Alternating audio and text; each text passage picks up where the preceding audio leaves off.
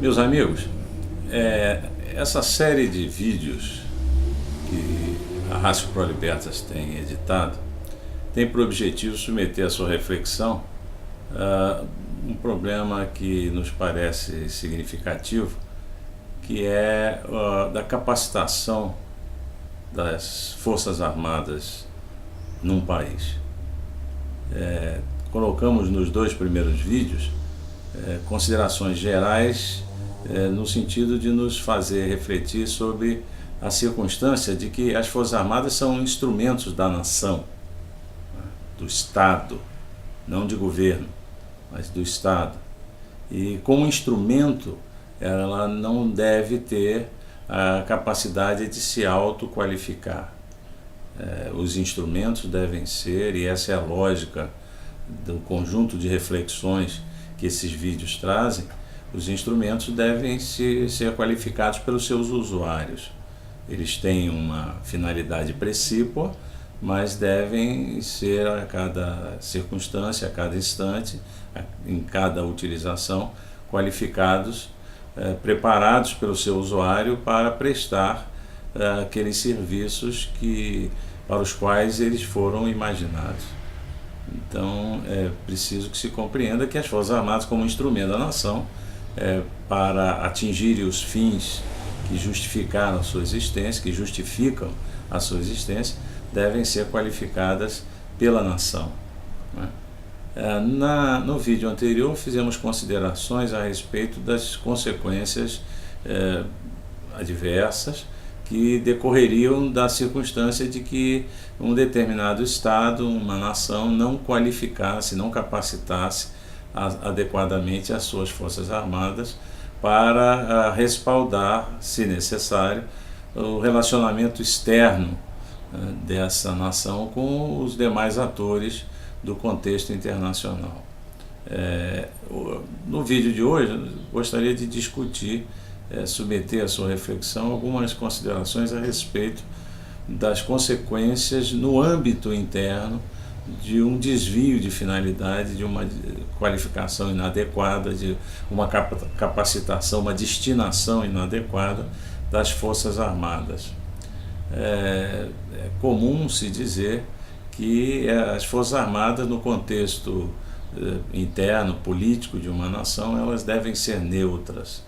Há quem se refira às Forças Armadas como poder moderador, na medida em que se procura qualificar com essa colocação que ela deve estar equidistante dos diversos grupos de matizes políticos distintos, de maneira que ela não se permita ser atropelada, ser envolvida por interesses episódicos, momentâneos, conjunturais desse ou daquele grupo político que empolga, que ocupa os espaços do governo num determinado Estado. Essa lógica tem sentido, essa reflexão tem sentido, porque a história nos mostra que todas as vezes que as Forças Armadas de alguma forma se aproximaram, tiveram os seus integrantes com interesses semelhantes, próximos das classes político-financeiras dominantes, criou-se um ambiente propício para o estabelecimento de uma oligarquia nessa nação. Contrariamente, nas oportunidades, a história nos mostra que naquelas circunstâncias, naqueles espaços em que as Forças Armadas tiveram uma clara aproximação das classes menos favorecidas, financeiramente, socialmente, ocupando espaços menos significativos na sociedade, as Forças Armadas, de certa forma, criaram um ambiente favorável a uma transformação social, uma revolução social. Nenhum desses dois extremos é desejável, deve por isso mesmo ser evitado. E aí cabe algumas reflexões a respeito de como o grupo político que ocupa o governo pode se valer de alguns artifícios, de algumas artimanhas, de algumas iniciativas que tendam a trazer as Forças Armadas nessa ou naquela direção. Quando os orçamentos das Forças Armadas, das forças singulares, eles começam a ser amesquinhados de maneira que as possibilidades de realização profissional, de adestramento, de capacitação dos quadros, fica dificultado, há naturalmente uma tendência de perda de estímulo, né? Quando os salários dos integrantes das Forças Armadas são igualmente amesquinhados, há uma tendência de que se criem circunstâncias favoráveis a que determinados segmentos da sociedade, jovens de determinados segmentos da sociedade, comecem a procurar outros espaços profissionais para buscar a sua realização pessoal e profissional, na medida em que, nesse mundo material em que se vive hoje em dia, há uma série de anseios, de interesses, de necessidades que o jovem em início de vida profissional vislumbra num futuro mais ou menos próximo ver atendidos. Se a perspectiva salarial do integrante das Forças Armadas está aquém do que é praticado no mercado em atividades correlatas, em que as demandas intelectuais são semelhantes, há uma tendência de que um segmento, uma parte do segmento dos jovens se afaste dessa perspectiva de realização profissional.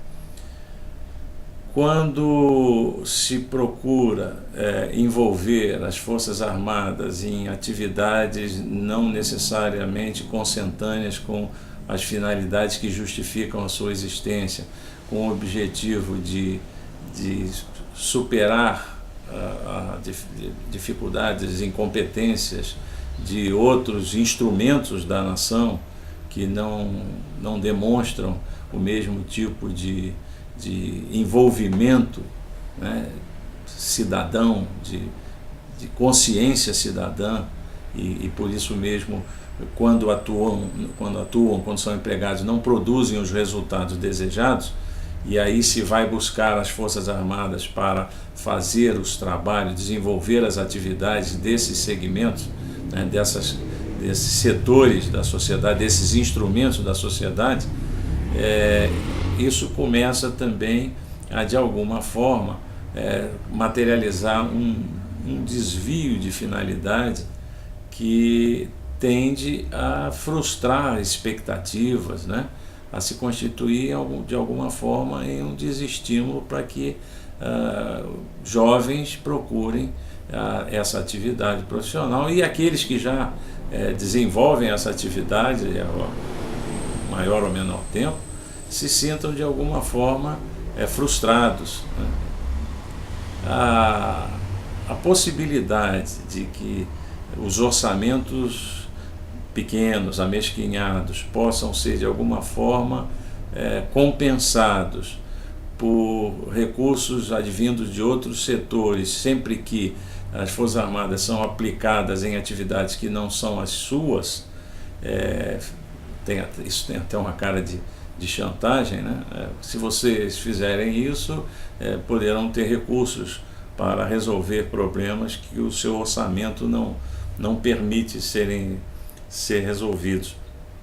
Esse quadro, todo esse conjunto de circunstâncias, tende a fazer com que se corra o risco de que as Forças Armadas progressivamente percam substância e possam ter no tempo os seus integrantes muito próximos, por uma série de circunstâncias que são decorrentes dessas reflexões que foram colocadas, ter os seus integrantes de alguma forma com os seus interesses, as suas perspectivas de vida, as suas necessidades muito próximas das classes menos favorecidas. E isso, no tempo, pode, de alguma forma, contribuir para que haja um ambiente favorável a que as Forças Armadas respaldem iniciativas mais dramáticas, mais drásticas, de tentativa de reversão da ordem institucional. É interessante que se reflita de forma profunda sobre essas coisas, né? Não é positivo, não é desejável que o jovem hoje veja as Forças Armadas como uma tábua de salvação para superar a falta de perspectivas que ele teria na busca pela sobrevivência no mercado de trabalho, né?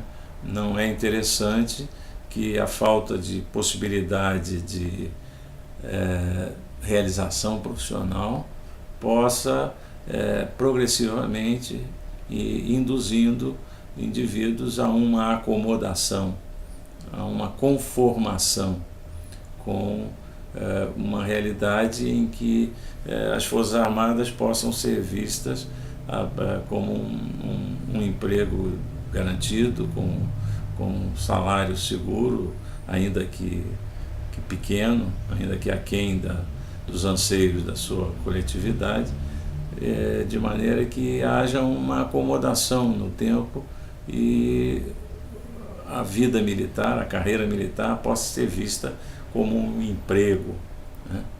E essas coisas todas vão construindo uma ambiência que deve ser evitada, né?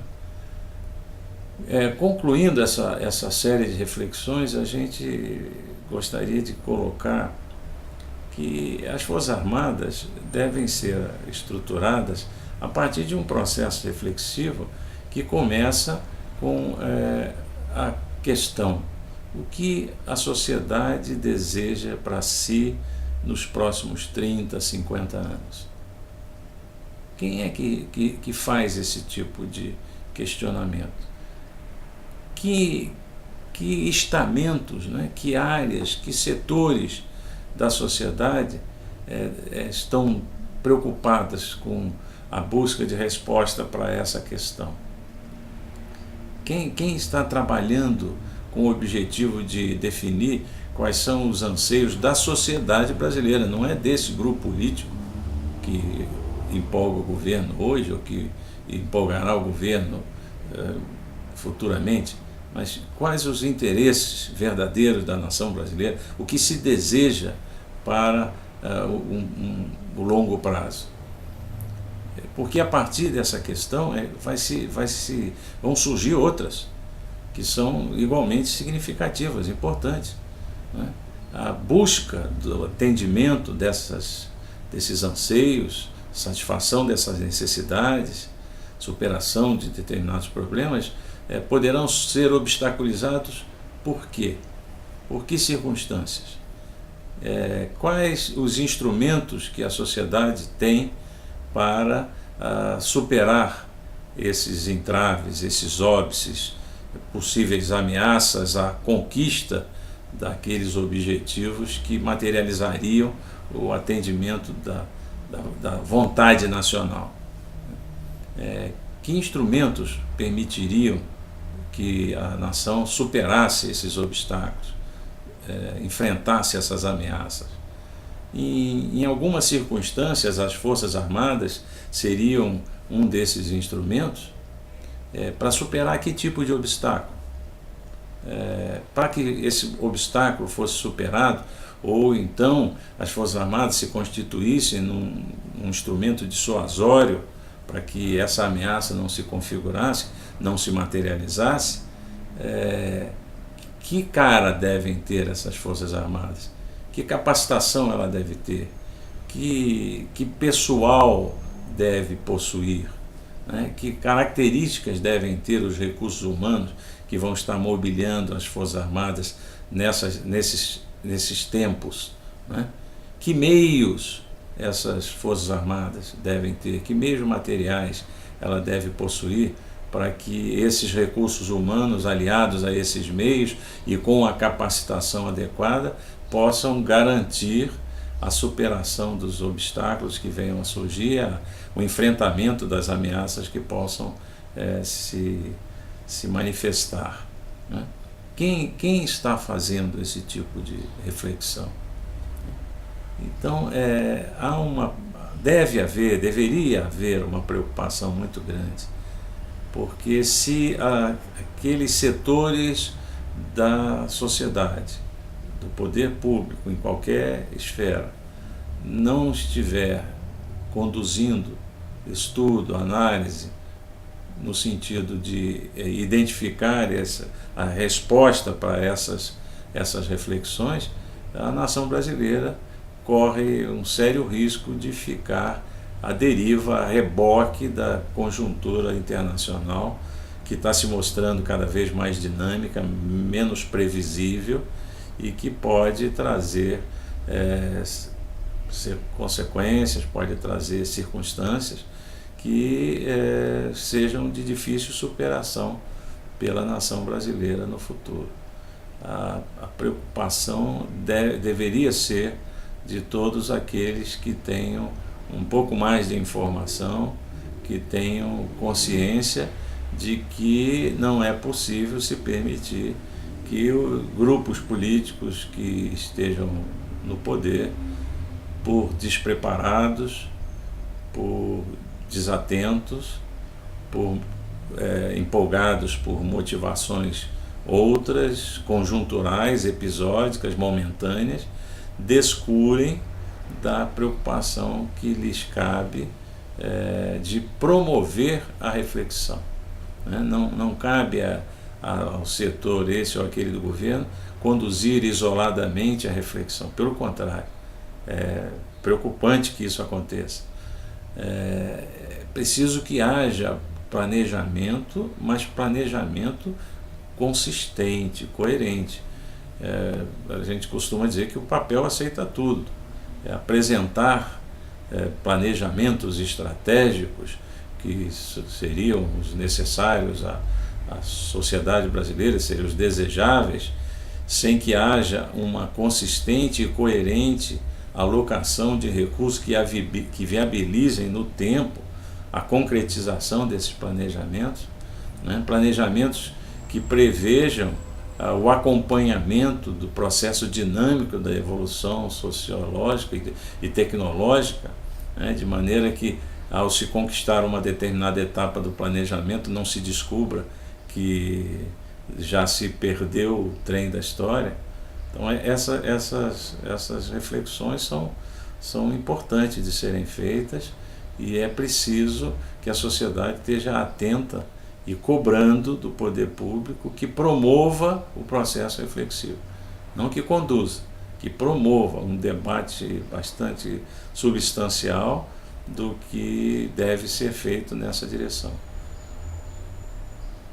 As gerações futuras, nossos filhos, nossos netos, nossos bisnetos, dependem de que não sejamos incompetentes, levianos e irresponsáveis hoje. Eles pagarão o preço do nosso fracasso, da nossa irresponsabilidade. Então, esse conjunto de vídeos teve a intenção de submeter a reflexão do amigo que nos visita, que nos frequenta,